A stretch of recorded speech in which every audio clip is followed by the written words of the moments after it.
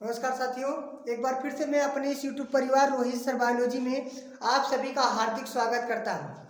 आज हम सबसे इम्पोर्टेंट टॉपिक लेकर आए हैं स्वस्थानीय संरक्षण तथा बहुस्थानीय संरक्षण में अंतर। यानी कि संरक्षण माने क्या होता है, जीव जंतुओं का बचाव करना ही संरक्षण कहलाता है। जीव जंतुओं को बचाना ही संरक्षण कहलाता है, यानी कि वो विलुप्त न हो पाए, उन्हें हम एक निश्चित क्षेत्र में रखें, उनका देखभाल करें, इसी को हम संरक्षण कहते हैं। संरक्षण जो होता है दो प्रकार का होता है, यानी जीव जंतुओं का बचाव हम दो प्रकार से कर सकते हैं। पहला स्वस्थानीय संरक्षण और एक होता है बहुस्थानीय संरक्षण। तो सबसे पहले हम बात करते हैं स्वस्थानीय संरक्षण की। किसकी बात करते हैं? स्वस्थानीय संरक्षण की। देखिए, स्वस्थानीय संरक्षण जो होता है वो जीव जंतु का प्राकृतिक स्थान होता है। कैसा स्थान होता है?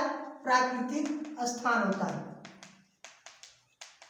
यानी कि कह सकते हैं कि यह जीव जंतु का प्राकृतिक स्थान, यानी कि वो जहां रहते हैं, यानी उसका जहां पहले से ही आवास हो, यानी कि ऐसा आवास जो वो पहले से ही अपना आवास बना लिए हो, वो प्राकृतिक आवास होता है।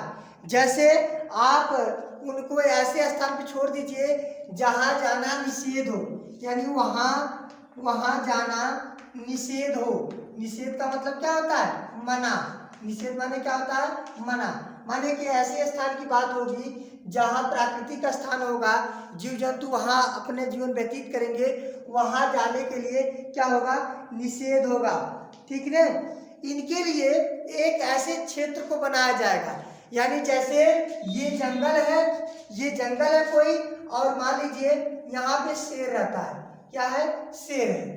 तो शेर के लिए यह एक प्राकृतिक स्थान को बनाया गया है, यानी कि इस स्थान में सिर्फ शेर रहेंगे और यहाँ पर कोई और नहीं जा सकता। ये गेट है, यहाँ पे कोई नहीं जा सकता है, यानी यहाँ पे लिखा होगा कि यहाँ जाना सख्त मना है, यहाँ जाना सख्त मना है। यानी कि ऐसे स्थान को हम कहते हैं स्वस्थानीय संरक्षण। क्या कहते हैं? स्वस्थान संरक्षण कहते हैं। अब बात में करते हैं कि स्वस्थानीय संरक्षण के अंतर्गत क्या आता है। स्वस्थानीय संरक्षण के अंतर्गत क्या आता है? तो सबसे पहले आता है राष्ट्रीय उद्यान। क्या आता है? राष्ट्रीय उद्यान। देखिए, राष्ट्रीय उद्यान जो बनाया जाता है यह जीव जंतुओं का एक संरक्षण केंद्र है, संरक्षण स्थान है।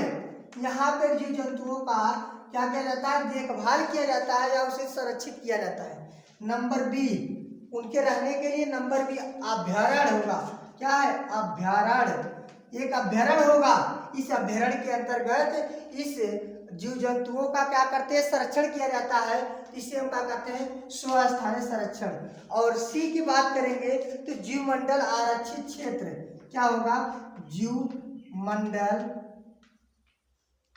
आरक्षित क्षेत्र। यानी कि ये ऐसे क्षेत्र बनाए जाते हैं जहां पर प्राणियों का, जीव जंतुओं का संरक्षण किया जाता है। यह प्राकृतिक स्थान होता है।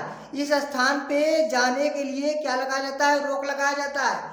यहाँ जाने के लिए क्या लगाया जाता है? रोक लगाया जाता है। यानी कि यहाँ बहुत डेंजर एरिया है, बहुत खतरनाक एरिया है, कुछ भी हो सकता है, कोई प्राणी आपको खा सकता है, इसलिए ऐसे स्थान पर जाना मना होता है। ये आपको बात समझ में आया कि स्वस्थ संरक्षण क्या होता है, स्वस्थानीय संरक्षण क्या होता है। स्वस्थानीय संरक्षण एक बार फिर से देख लीजिए कि वन्य जीवों प्राकृतिक आवास में किया जाता है। इसके लिए इन प्राकृतिक आवास को, स्थानों को निश्चित क्षेत्र घोषित कर दिया जाता है। ये तो हो गया आपका क्या? स्वस्थानीय संरक्षण। अगर हम बात करेंगे बहुस्थानीय संरक्षण का, बहुस्थानीय संरक्षण माने इक्स सीटू कंजर्वेशन। इसकी बात करेंगे, इक्स सीटू कंजर्वेशन। ये बहुत इंपॉर्टेंट है, अंतर लिखने के लिए आ सकता है, अंतर लिखने के लिए आ सकता है। जब स्वस्थानीय पूछे वो प्राकृतिक क्षेत्र होगा, वहां जाने के लिए निषेध होगा, वहां मना होगा, वहां आप आसानी से नहीं जा सकते। अब अगले की बात करेंगे, अगले टॉपिक की बात करेंगे हम बहुस्थानीय संरक्षण का। देखिए, बहुस्थानीय संरक्षण के अंतर्गत बात करेंगे कि उन जंतु और पौधे की, उन जंतु तथा पादप की पादपों की जो संकटग्रस्त हो, कैसा हो, संकटग्रस्त हो, या कह सकते हैं विलुप्त के कगार पे हो, विलुप्त के कगार पे हो, यानी कि ऐसे जीव जंतु तथा पेड़ पौधे जो अब समाप्त हो रहे हैं, वो विलुप्त के कगार पे है, तो उन जंतुओं को क्या करते हैं, संरक्षित कर लिया जाता है, निकाल लिया जाता है वहां से, और उनके लिए एक निश्चित स्थान बनाया जाता है। और जो स्थान बनाया जाता है वो एक कृत्रिम स्थान होता है। कैसा होता है, कृत्रिम, यानी मानव के द्वारा बनाए गए स्थान को हम क्या कहते हैं, कृत्रिम स्थान कहते हैं।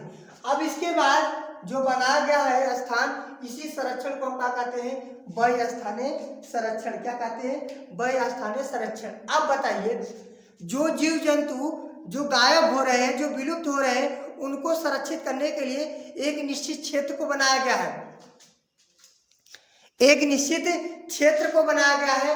अब इनका देखभाल क्या करते हैं, बहुत अच्छी तरह से करते हैं, यानी कि अब इनका देखभाल बहुत अच्छी तरह से करते हैं। इनके लिए एक ऐसे स्थान को बनाया जाता है जहां पर उनकी अच्छी से देखभाल हो, वो विलुप्त न हो पाए।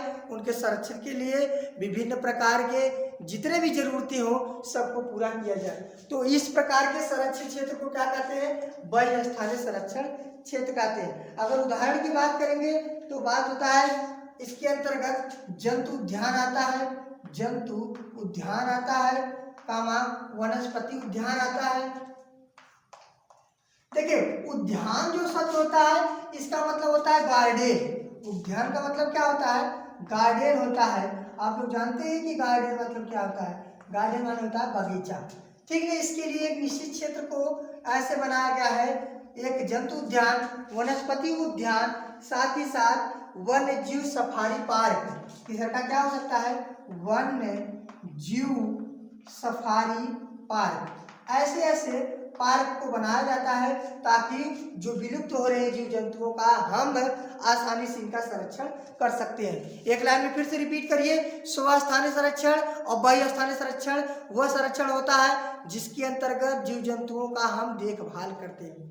स्वस्थानीय संरक्षण वो जीव जंतु का प्राकृतिक स्थान होता है, यानी उसका एक निश्चित क्षेत्र होता है और वही उसका संरक्षण किया जाएगा।